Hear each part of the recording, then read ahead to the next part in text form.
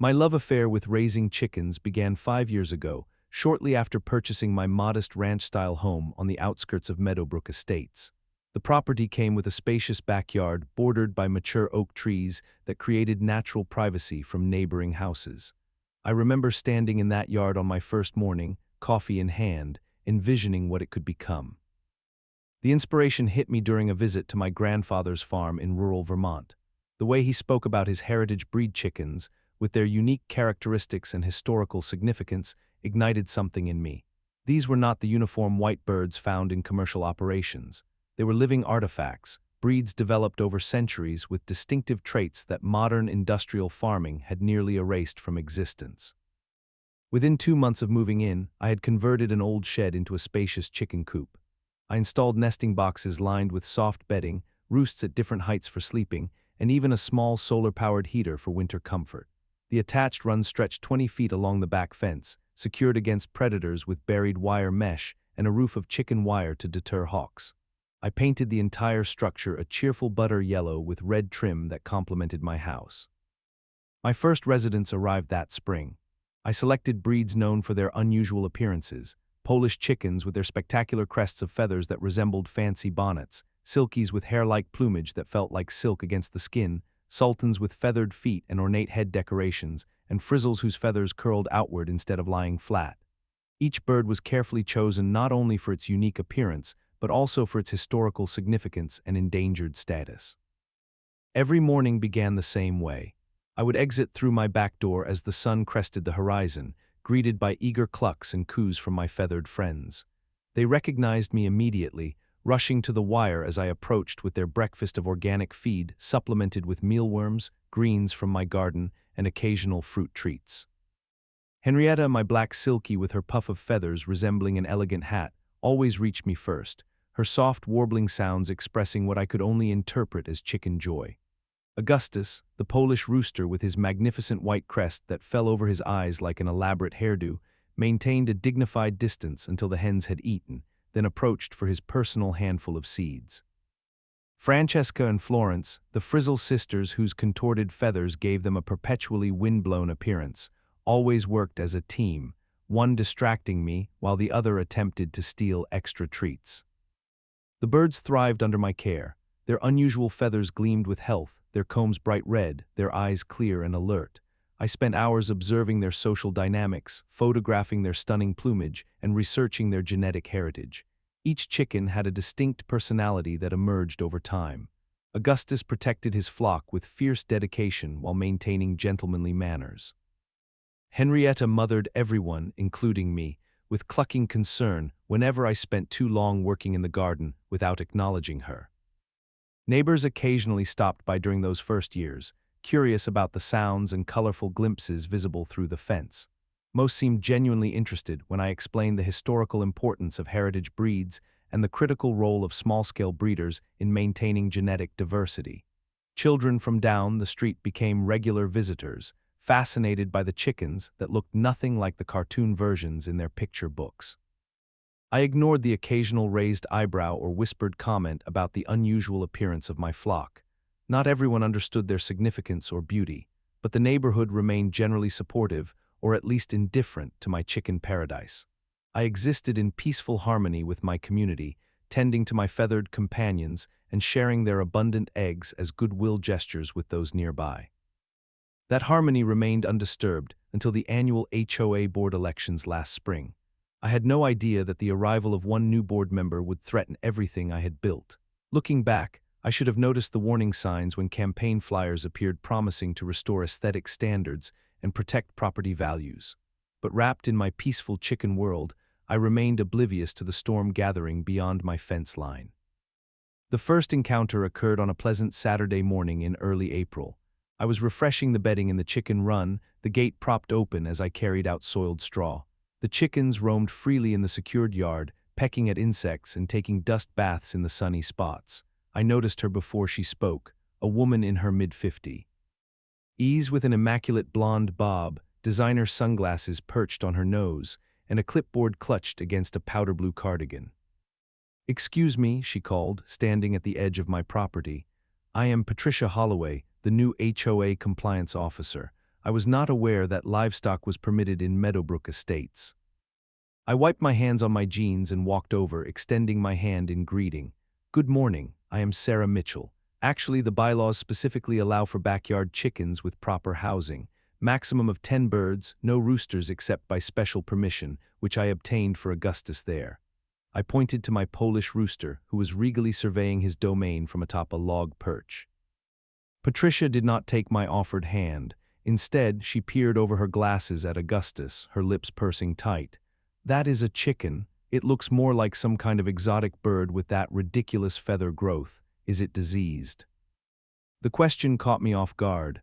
No, not at all. Augustus is a Polish chicken. The crest is a breed characteristic. They have been raised this way for centuries. She made a note on her clipboard. And that one, the one that looks like it got electrocuted.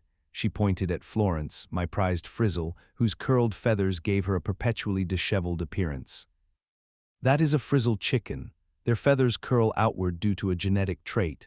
They are quite rare and considered valuable in heritage breeding programs, I explained, keeping my tone friendly despite the growing discomfort in my stomach. Valuable to whom? They are frankly unsightly. Patricia made another note. And these birds are visible from the street when people drive by. Have you considered the impression they make on visitors to our community? I gestured to the thoughtfully designed coop and run. My setup is clean, odor-free, and aesthetically pleasing. The chickens themselves are healthy, heritage breed birds. They provide fresh eggs and are educational for neighborhood children. Patricia waved her hand dismissively. Education is for schools, not neighborhoods. These birds are bizarre looking. I cannot imagine they comply with community standards. Without waiting for my response, she turned and walked briskly away, calling over her shoulder, "You will be hearing from the board." The interaction left me unsettled. In the following weeks, Patricia, whom I soon heard other neighbors referring to simply as Karen behind her back, escalated her campaign against my chickens. I spotted her photographing my property from the street. She stopped neighbors on their walks, gesturing toward my backyard with animated expressions. Then the whispers began.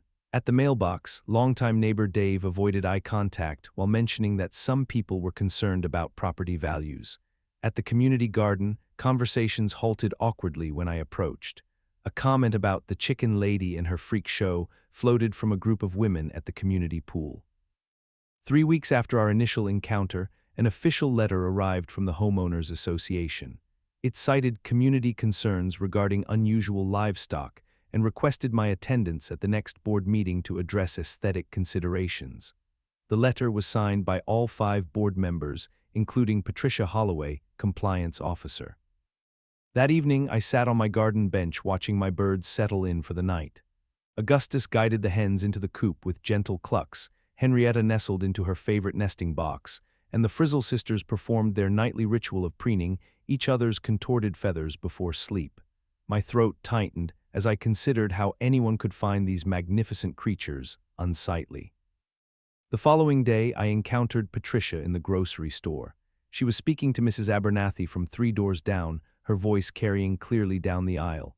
The property values in this entire section could drop by 15%. Would you want to buy a home next to what looks like a bizarre chicken circus? Some of those birds look positively mutated. Mrs. Abernathy nodded sympathetically. I had no idea they were visible from the street. How upsetting for potential buyers. They are not visible from the street, I stated clearly, rounding the corner with my shopping cart. Both women startled. And they are not mutated. They are heritage breed chickens with centuries of careful breeding behind them. Patricia recovered quickly, her smile not reaching her eyes. Sarah, we were just discussing the upcoming board meeting. I hope you understand our concerns are about maintaining community standards. Your concerns seem based on personal aesthetic judgments rather than actual violations, I replied, struggling to keep my voice steady. The board will make that determination. Patricia patted Mrs. Abernathy's arm. We have documented numerous complaints from concerned residents. As they walked away, I stood frozen in the cereal aisle, a coldness settling in my stomach. This was no longer about chickens. This was about control, conformity, and one woman's determination to impose her vision of normal on everything around her. The realization that my beloved birds had become targets in this power play filled me with both dread and a growing spark of defiance. The community center buzzed with unusual attendance for a Tuesday night HOA meeting. I arrived early, choosing a seat near the front where I could clearly see the board members arranged behind a long table. Patricia sat primly in the center, her laptop open before her, a slim remote control placed precisely alongside it. The room filled quickly. I recognized most faces, neighbors who had never before shown interest in HOA proceedings. The standard agenda items passed in a blur until we reached new business. Patricia stood, smoothing her immaculate blazer. Our next item concerns a compliance issue at 437 Meadow Lane. The property maintains livestock with unusual appearances that multiple residents have flagged as concerning. The projector hummed to life, and suddenly my chickens filled the wall behind the board. The photos were clearly taken with a telephoto lens from beyond my property line. They focused tightly on my birds, enlarged to show every feather detail. The angles and harsh lighting made their unique features appear exaggerated and almost grotesque. As you can see, Patricia continued, clicking through the slideshow, these are not normal, attractive farm animals. They appear diseased or malformed. Laughter rippled through the audience as she paused on a close-up of Augustus, his magnificent crest partially covering his eyes. This one appears to be having a bad hair day. More laughter. My cheeks burned as she continued, and this one looks like it was on the losing end of an electrical accident. The image showed Florence, my beautiful frizzle hen, her uniquely curled feathers making her look disheveled. The room erupted in chuckles. These are protected heritage breed chickens, I interjected, my voice unsteady. Their appearances are the result of centuries of careful breeding. They are historically significant. Patricia smiled thinly. This is not a museum, Ms. Mitchell. This is a residential neighborhood with standards. We have received 17 complaints from residents concerned about neighborhood aesthetics and potential impact on property values. I scanned the room, seeing a mix of amused smiles and uncomfortable shifting. Only a handful of neighbors avoided my gaze, suggesting the 17 complaints might be greatly exaggerated. The bylaw permits chickens. My setup is clean, odor-free, and well-maintained, I stated, fighting to keep my voice level. Board member Ron Jenkins cleared his throat. The bylaw does not specifically address chicken appearance, it is true. However, Section 8.3 grants the board authority to address aesthetic concerns that potentially impact community standards. The discussion continued for 20 painful minutes. A few neighbors spoke in my defense, mentioning the educational value for their children and my generosity with fresh eggs. But their voices were drowned out by Patricia's well-orchestrated presentation. The vote, when it came, was 4-1 in favor of issuing a formal notice requiring aesthetic improvements to my chicken area. The notice, handed to me immediately following the vote, specified that all visually non-standard poultry must be removed or concealed from public view within 30 days. I walked home alone in the darkness, the paper clutched in my trembling hand. The implications were clear. My beloved birds, with their specialized needs and carefully maintained genetic lines, could not simply be hidden away in a garage. The board was effectively demanding their removal. That night I sat in the backyard under the stars, watching my chickens roosting peacefully through the coop window. Tears streamed down my face as I contemplated the impossible choice before me. These were not just pets. Each bird represented living history, genetic diversity worth preserving, personalities I had come to love. The thought of surrendering them to some distant farm or hobbyist who might not understand their value crushed something inside me. The following morning, still red-eyed from a sleepless night, I mechanically collected the mail. Among the bills and advertisements was a brightly colored flyer that nearly slipped unnoticed to the ground. I caught it reflexively and found myself staring at an announcement for the county agricultural fair, prominently featuring a heritage poultry exhibition with competition categories and prizes. Something shifted inside me as I read the details. The judging criteria specifically valued the unique characteristics that Patricia had mocked. The very traits she deemed unsightly were celebrated in this venue as valuable and historically significant. I looked from the flyer to my chicken coop, where Augustus was proudly leading his hens into the morning sunshine. A plan began forming in my mind. If Patricia wanted a battle over what constituted beauty and value, I would give her one. On neutral ground, with qualified judges, I would prove that my ugly chickens were actually prizeworthy examples of living agricultural history. That evening, I spread my dining room table with printouts about heritage poultry exhibitions. The agricultural fair was 6 weeks away. The entry deadline loomed just 2 weeks from now. I had no experience showing chickens, no knowledge of exhibition standards, and no idea how to prepare my birds for the scrutiny of professional judges. But determination burned away my doubts as I created a research plan.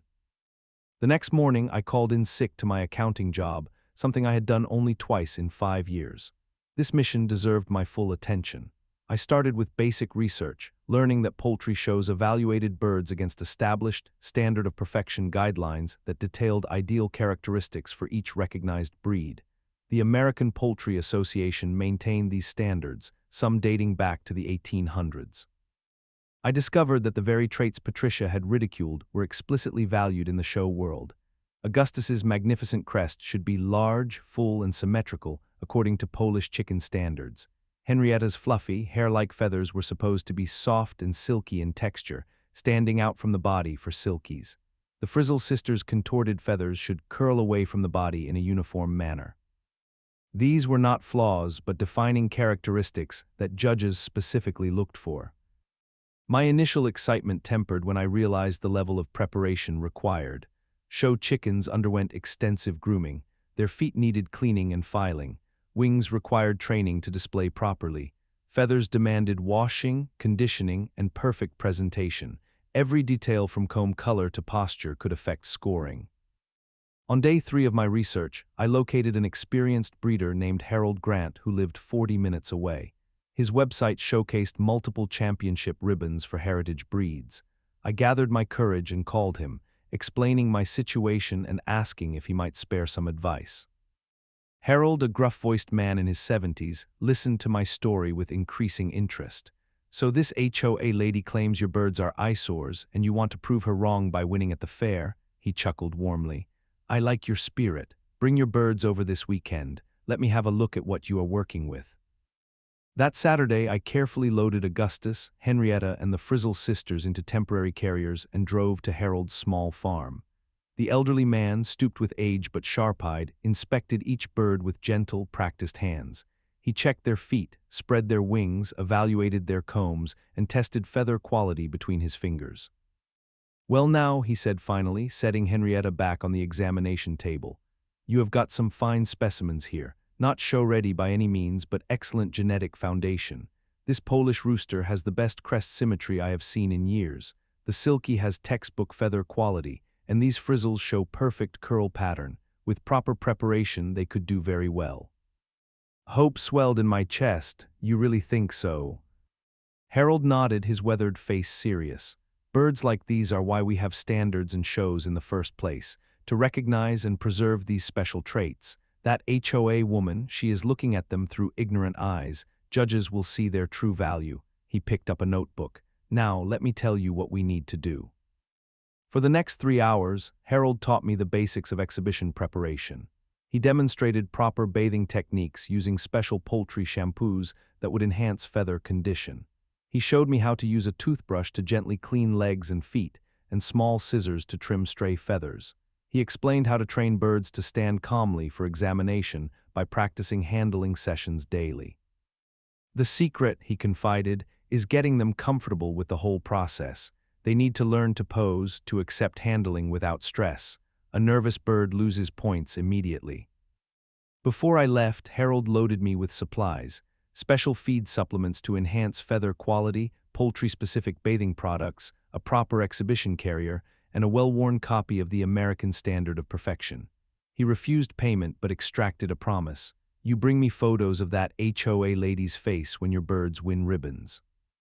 Over the following weeks, my backyard transformed into a training ground. Every evening after work, I practiced presentation techniques with each bird. I set up a table matching the height of Exhibition S.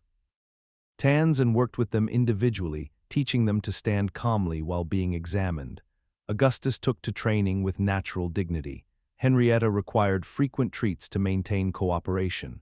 The Frizzle sisters treated the entire process as a game, requiring extra patience. The bathing sessions proved challenging. Most chickens dislike water, but show preparation demanded cleanliness. I created a gentle system using warm water in my laundry room utility sink, speaking soothingly while working specialized cleanser through their feathers. After each bath came careful blow-drying on the lowest setting, fluffing and directing feathers to their proper position. At night, I studied breed standards until the descriptions became second nature. I learned the terminology of the show world.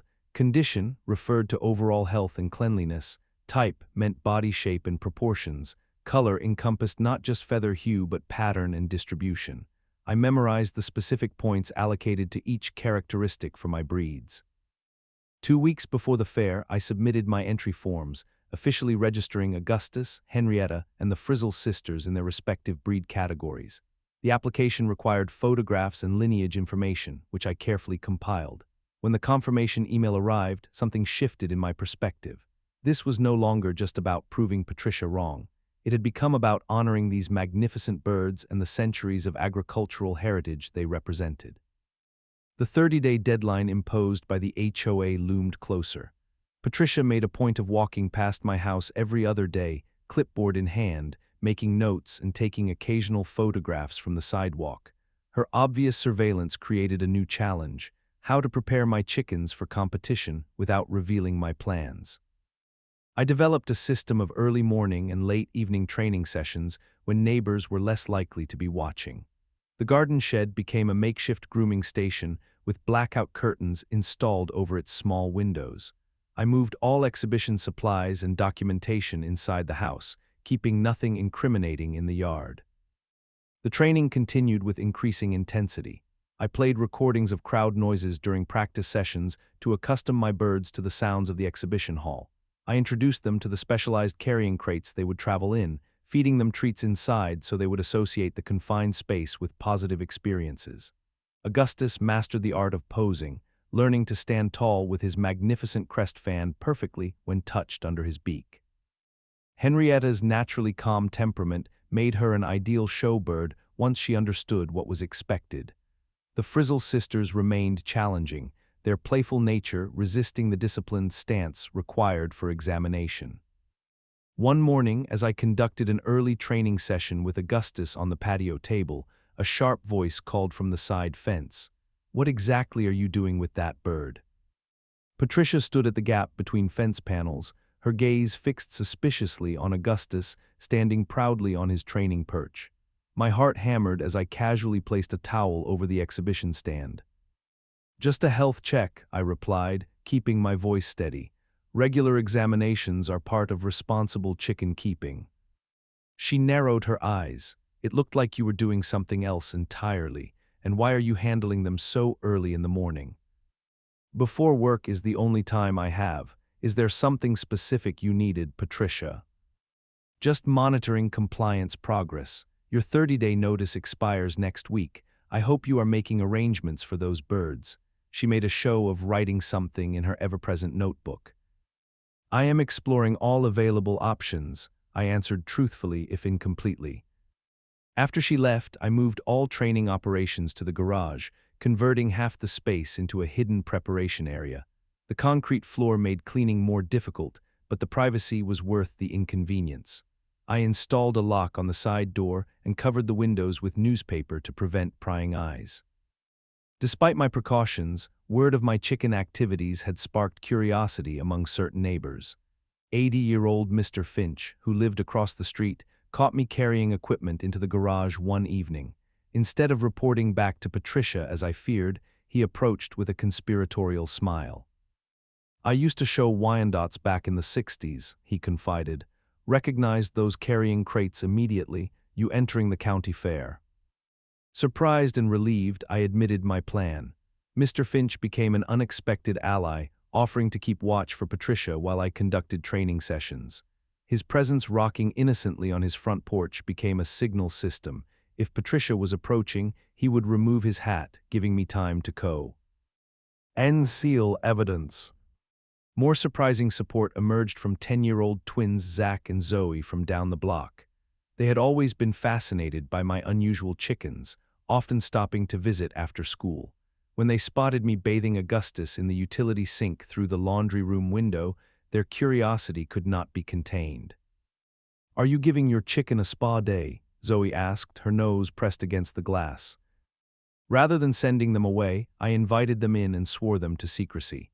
Their enthusiasm for the secret chicken mission proved invaluable. They became unofficial assistants, helping with basic grooming tasks and practicing handling techniques after I demonstrated proper methods. Their small hands proved perfect for cleaning delicate foot scales and combs. More importantly, their presence provided perfect cover. Patricia would surely notice me spending unusual time with my chickens, but children visiting the chicken lady raised no suspicions. "My mom says Mrs. Holloway is just jealous because her garden died last summer," Zach commented one afternoon as he carefully brushed Henrietta's feathers. "She tried to get everyone to remove their vegetable gardens too, saying they were unsightly." This revelation explained Patricia's broader pattern of control. My chickens were simply her latest target in an ongoing campaign to reshape the neighborhood to her personal standards. As the exhibition approached, I created educational display materials to accompany my birds at the fair. Each poster highlighted the historical significance of the breed, with timelines showing their development and cultural importance. I included vintage photographs comparing my birds to historical specimens, demonstrating how faithfully they represented their heritage. The night before the competition, I performed final preparations in the garage sanctuary. Each bird received a specialized bath with conditioning rinse. I cleaned feet, beaks, and combs with cotton swabs and gentle cleansers. I packed a competition kit with emergency supplies, stain removers, extra towels, feather repair tools, and a small first aid collection.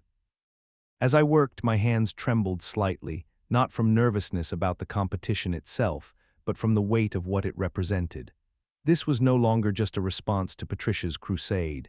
It had become a statement about value, about seeing beauty in difference, about preserving living history that industrial efficiency had nearly erased. My birds carried not only their genetic heritage into the exhibition hall, but also a deeper message about what truly matters in a world fixated on narrow standards of worth. I set my alarm for 4:00 a.m. The exhibition hall opened for competitor setup at 6:00 a.m., with judging beginning at 10:00 a.m. Everything was prepared. Tomorrow would determine whether my beautiful, ugly chickens could silence their critics and secure their future in our neighborhood. The alarm shattered the stillness at 4:00 a.m., though I had barely slept. Outside, the world remained cloaked in darkness as I loaded the carefully packed exhibition crates into my SUV. Each specialized carrier contained one bird, positioned to prevent damage to feathers during transport. I had prepared them with interior padding, secure perches, and individual water containers designed to prevent spillage on the journey. Augustus entered his carrier with regal calm, his magnificent crest protected by a special guard. Henrietta settled quietly into her space, seemingly aware of the occasion's importance. The Frizzle sisters required more coaxing, still treating the entire process as some elaborate game I had devised for their entertainment. The drive to the county fairgrounds took 40 minutes. As I pulled into the designated parking area, dawn was just beginning to lighten the eastern sky. Already, the exhibitor lot bustled with activity. Trucks and trailers disgorged cages and equipment. Seasoned competitors moved with practiced efficiency, many wearing official Poultry Association jackets embroidered with previous victories. My amateur status became immediately apparent. While others wheeled specialized transport carts loaded with multiple birds, I awkwardly carried my chickens one by one to the exhibition hall. While they arranged professional display setups with matching equipment and branded banners, I fumbled with my homemade display boards and basic carriers. Inside the cavernous exhibition hall, hundreds of cages lined long tables arranged by breed categories. Professional exhibitors had claimed prime spots near the judges' tables, their setups immaculate and intimidating. Large operations displayed matching row after row of birds with team members in coordinated uniforms preparing their entries. A volunteer directed me to the heritage breed section, mercifully separated from the commercial breed exhibitors. I arranged my birds in their designated spaces, carefully positioning them according to the exhibition guidelines. My hands trembled slightly as I made final grooming adjustments, using a small brush to perfect Augustus's crest and smoothing Henrietta's silky feathers. "First time showing?" asked a middle-aged woman arranging a stunning black cochin in the neighboring space. I nodded, not trusting my voice. She smiled warmly. "Your Polish is magnificent. That crest development is exceptional, natural or enhanced." "Natural," I replied, surprised by the compliment. "I have never used any artificial methods." She raised her eyebrows, impressed. "The judges will notice that. These days too many exhibitors use product or artificial supports. Your bird has excellent genetic structure. Good luck today." Her kind words boosted my confidence as I completed the setup. I positioned my educational displays beside each bird, the colorful posters detailing their historical significance and breed characteristics. As a final touch, I added small cards with each chicken's name and personality traits, hoping to connect visitors emotionally to these special birds. The hall opened to the public at 9:00 a.m. I had expected to spend the day in relative obscurity, my amateur status relegating me to the background. Instead, something unexpected occurred. Visitors began gathering around my display, drawn initially by the educational materials but staying to admire the chickens themselves. "I have never seen feathers like this," exclaimed one man, examining Florence's curled plumage. "They look like they have been professionally styled." "This is what chickens looked like before industrial breeding standardized everything," I explained, warming to my topic. "These traits were developed over centuries for both practical and aesthetic purposes." Children proved especially enchanted by my birds. They giggled at Augustus peering from beneath his feathery headdress and marveled at the Frizzle sisters' curly feathers. Parents read my information cards aloud, many expressing surprise at learning about poultry biodiversity loss in modern farming. At 10:00 a.m., the judges began their methodical evaluation. Dressed in white lab coats, they moved from cage to cage with clipboards and serious expressions. Each bird received careful handling and examination against breed standards. They checked combs, wattles, beaks, and feet. They spread wings to assess feather development and coloration. They evaluated body type and proportions. When they reached Augustus, the head judge spent an unusually long time examining his crest, gently spreading the feathers to check for symmetry and fullness. He called a colleague over, pointing out specific features and making extensive notes. My heart pounded as they conversed in low tones, gesturing appreciatively at various aspects of his structure. Henrietta similarly received prolonged attention, her silky feather texture drawing specialized inspection. The judges tested the unique quality of her plumage between experienced fingers, nodding with apparent approval. The Frizzle sisters underwent careful examination of their curl pattern, the judges measuring the angle and consistency of the feather contortion. As the judging continued, I noticed a commotion near the entrance. A group of people had entered the heritage poultry section, looking somewhat out of place among the farming community. With a jolt of recognition, I identified Patricia leading a small contingent of neighbors from Meadowbrook Estates. Mr. Finch had apparently spread word about the competition, and curiosity had drawn them to witness it firsthand. Patricia spotted me across the hall, her expression shifting from surprise to something like suspicion. She spoke to her companions, gesturing toward my display. They began moving in my direction just as the judges approached my section for final evaluations. The timing could not have been more perfect. Patricia and her group arrived at my display precisely as the head judge was explaining to a gathering crowd the historical importance of the Polish breed's crest development. "This specimen," he stated, indicating Augustus, "represents exceptional genetic preservation. The symmetry and fullness demonstrate careful breeding to maintain historic standards rarely seen in modern examples." Patricia stood frozen, her mouth slightly open, as the judge continued praising the very features she had ridiculed. Her companions looked between her and the growing crowd of admirers surrounding my ugly chickens with evident confusion. The awards ceremony began at 2:00 p.m. Categories were announced in breed order, with ribbons placed on winning cages as exhibitors and spectators gathered around. Patricia and her neighborhood contingent remained, hovering at the edge of the crowd with expressions ranging from curiosity to discomfort. When they reached the Polish category, I held my breath. First prize, best of breed, Polish crested, entry 147, owned by Sarah Mitchell. The judge approached Augustus's cage, affixing a brilliant blue ribbon to its front. Applause rippled through the audience as I stepped forward to receive the accompanying certificate. The silky category brought another shock. Henrietta received second place and a special recognition for exceptional feather quality. The Frizzle sisters jointly earned an honorable mention for outstanding curl pattern consistency. But the greatest moment came during the special awards. The announcer called the Heritage Preservation Award, presented to the exhibitor whose birds best exemplify historical breed characteristics and genetic preservation, goes to Sarah Mitchell for her outstanding collection of heritage breeds. As I accepted the large purple rosette and engraved plaque, I caught Patricia's gaze across the hall. Her face registered a complex mixture of emotions: disbelief, embarrassment, and perhaps a glimpse of recognition that her campaign had been built on profound misunderstanding. The neighbors surrounding her were already drifting toward my display, joining the congratulatory crowd gathering to see the award-winning, ugly chickens up close. The drive home felt surreal. The passenger seat held a collection of ribbons, certificates, and the impressive Heritage Preservation Award plaque. More valuable than the physical acknowledgments was the validation they represented. My birds were not defects or eyesores, but living examples of agricultural history deemed worthy of recognition by qualified experts. News of my success spread through Meadowbrook Estates with remarkable speed.